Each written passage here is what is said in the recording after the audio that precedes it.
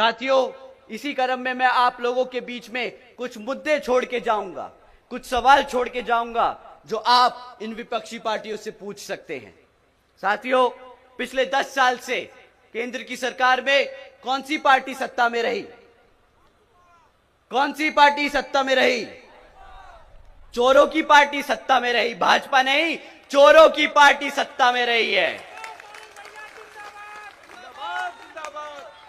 तो साथियों, इन चोरों से पूछना पिछले 10 साल में तुमने हमारे समाज के लिए क्या किया।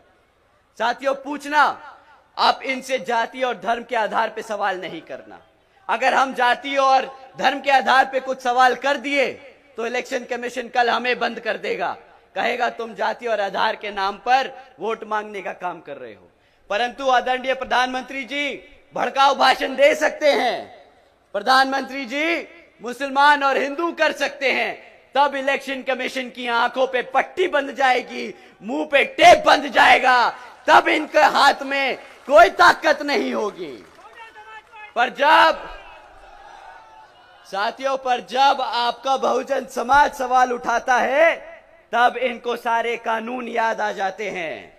कोई बात नहीं, एक समय आएगा जब गद्दी पर बहुजन समाज पार्टी की राष्ट्रीय अध्यक्ष बहन कुमारी मायावती जी प्रधानमंत्री होंगी और फिर वो कानून के आधार पर यहां पर काम करने का पूरी कोशिश करेंगी।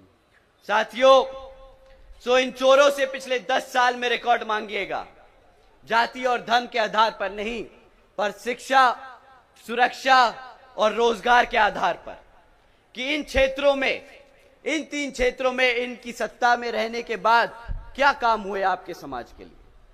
साथियों, शिक्षा से शुरू करते हैं। सबसे महत्वपूर्ण होती है हमारे बच्चों की शिक्षा। वो कहते हैं ना, बाबा साहब कहते थे कि शिक्षा वो शेरनी का दूध है, जो पिएगा वो, अरे दहाड़ो तो मेरे भाई, शेरनी। साथियों, बाबा साहब क्या कहते थे? शिक्षा वो शेरनी का दूध है, जो पिएगा वो। साथियों, ये लोग वो हैं जो हमारे बच्चों को, हमारे बच्चों की शिक्षा छीनने का काम कर रहे हैं। पिछले 10 सालों में इन्होंने सरकारी स्कूलों की इतनी हालत खराब कर दी है, बदतर कर दी है, कि आज अगर सरकारी स्कूल के बच्चे को आप गुणा भाग करने को कहो तो 8वीं कक्षा के बच्चे गुणा भाग नहीं कर पाते। और ये मैं नहीं कह रहा, ये इनकी सरकारी सर्वे बोल रहे हैं। अगर आप उनसे पूछो अंग्रेजी में 4 सेंटेंस बोल दो बच्चे, तो वो सेंटेंस अंग्रेजी में सवाल जवाब नहीं कर सकते, वो समझ नहीं पाते कि सामने वाला अंग्रेजी में बोल क्या रहा है। साथियों, अगर शिक्षा के और नाम पर आपने ये खिलवाड़ किया है तो आप बताइए, क्या इन लोगों को वोट बनता है कि नहीं? वोट नहीं बनता तो क्या बनता है? जूता, चप्पल या लाठी? क्या तीनों मारोगे? तीनों मारोगे? ठीक है साथियों, तो एक एक जोड़ी चप्पल निकाल लीजिए, एक एक लाठी निकाल लीजिए और एक एक जूता निकाल लीजिए। वोट मांगने आए, उसी हिसाब से उसे वो चप्पल, जूता और डंडा मार मार के उसको बता देना कि जो तुम लोगों ने हमारे से शिक्षा छीनी है, उसके बदले तुम्हें वोट नहीं, ये डंडा मिलेगा। साथियों, शिक्षा के नाम पर इनसे जब सवाल करोगे तो ये आपको डिजिटल इंडिया की बात बताएंगे कि हमने डिजिटल इंडिया बनाया है। इंडिया में हर एक बच्चा आज कंप्यूटर पे है, वो टेक्नोलॉजी के बारे में सीख रहा है। परंतु साथियों, हकीकत ये है कि आज 65% से ज्यादा सरकारी स्कूलों में एक कंप्यूटर तक नहीं है। अगर सरकारी स्कूलों में कंप्यूटर नहीं होगा तो कहां से डिजिटल इंडिया बनेगा? कहां से हमारा बच्चा स्कूलों में टेक्नोलॉजी के बारे में सीखेगा? आप ही बताइए साथियों।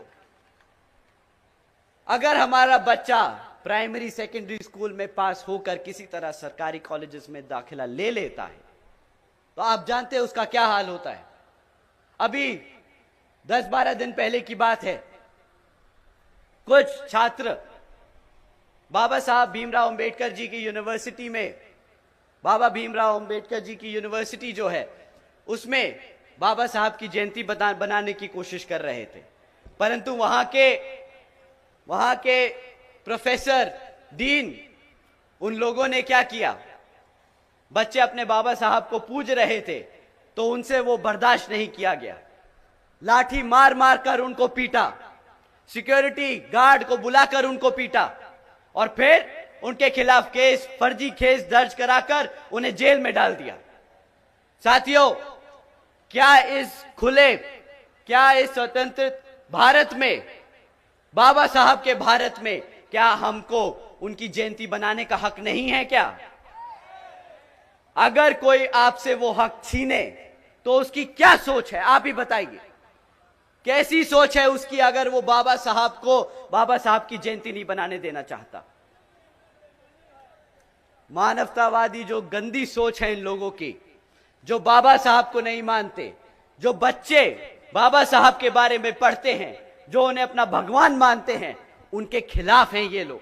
तो अगर सरकारी कॉलेजेस जहां पे शिक्षा दी जाती है, अगर शिक्षा के जन्मदाता, शिक्षा के जो प्रतीक है हमारे, अगर उसकी ही जयंती नहीं बनाने देंगे तो ये लोग किसके साथ हैं और किसके खिलाफ, आप खुद ही समझ जाइएगा। साथियों, इन्होंने जातिवादी हमारे बच्चों की शिक्षा तक में घुसा रखी है। ये चाहते नहीं कि हमारे बच्चे पढ़े, हमारे इतिहास के बारे में जाने। आप जानते हैं ना वो बड़े बुजुर्ग क्या कहते हैं? मैं सभी युवाओं से बोलता हूं साथियों, बड़े बुजुर्ग हमेशा कह के गए हैं कि अगर किसी समाज को खत्म करना है तो उसका इतिहास मिटा दो, उसको इसके इतिहास से दूर कर दो। हमारे स्कूल में, हमारे कॉलेजेस में बाबा साहब का इतिहास है, हम उनके बारे में पढ़ते हैं तो आज हम जानते हैं कि हमारी ताकत, हमारी शक्ति क्या है। ये लोग आपको आपके इतिहास से दूर करने की कोशिश कर रहे हैं, आपको दोबारा से वही गुलाम बनाने की कोशिश कर रहे हैं। साथियों, शिक्षा के नाम पर इन्होंने सिर्फ खिलवाड़ किया है। तो जब ये शिक्षा का मुद्दा उठाना हो तो बताइएगा कि जब तुमने हमारे बच्चों को बाबा साहब की जयंती नहीं बनाने दी, जब तुमने हमारे बच्चों को पढ़ने नहीं दिया सरकारी स्कूलों में, तो किस बात का वोट बनता है तुम्हारा? आप ही बताइए साथियों, वोट बनता है क्या? इसी क्रम में साथियों, जब आप उनसे रोजगार की बात करोगे तो सबसे बड़ा मुद्दा आपके पास है, हमारे युवा साथी झेल रहे हैं ये पेपर लीक होने का। बताइए साथियों, कौन सा महीना होता है जब पेपर लीक नहीं आता? पेपर लीक की खबरें कब नहीं आती आपको? कोई ऐसा महीना जाता है कि नहीं जाता है? बताइए, नहीं जाता ना। साथियों, इन्होंने जो खिलवाड़ किया है ना आपके साथ, वो आप लोग खुद झेल रहे। हर कोई महीना ये खबर आती रहती है कि सिर्फ फलाना सरकारी नौकरी के लिए एग्जाम पेपर निकला था, वो बच्चे पढ़ने गए, पढ़ के उसको देकर आए और वो पेपर लीक हो गया। सरकार को बहाना मिल गया वो जो भर्ती निकली थी वो कैंसिल करने का। मानते हैं साथियों, अगर भर्ती नहीं करनी है तो पेपर दिखा के उसको कैंसिल कर दो, लीक करा दो, कैंसिल कर दो, ताकि आपको सरकारी नौकरी ना देनी पड़े। मानते हैं सभी युवा साथी यहां पे? बताइए, जितने भी युवा हैं अपना हाथ उठा के बताइए कि आप मानते कि नहीं। साथियों, इनकी पिछले 10 साल सरकार रही, ना हमारे बच्चों को पढ़ने दिया, और जो बच्चे पढ़ लिख कर पेपर दे के आते हैं सरकारी भर्ती के लिए, वो भी लीक करा दिया, क्योंकि ये लोग रोजगार नहीं देना चाहते। ये चाहते नहीं कि किसी तरह आप रोजगार में आ जाएं, क्योंकि अगर आपको रोजगार मिल जाएगा तो बाबा साहब ने जो आपके लिए आरक्षण तय किया है वो भी आपको मिल जाएगा। तो जब आपको नौकरी नहीं देनी पड़ेगी तो आपको आरक्षण नहीं देना पड़ेगा। ये साथियों, सोची समझी साजिश है इन लोगों की कि आपको आपकी पढ़ाई से, आपके इतिहास से, आपके आरक्षण से आपको दूर करना चाहते हैं। अब बताओ, अगर कोई सरकार, कोई पार्टी आपको आपके हकों से दूर रखे, आपको आपके इतिहास से दूर रखे, तो वो पार्टी को क्या कहेंगे? आप क्या कहेंगे? आप ही बताइए।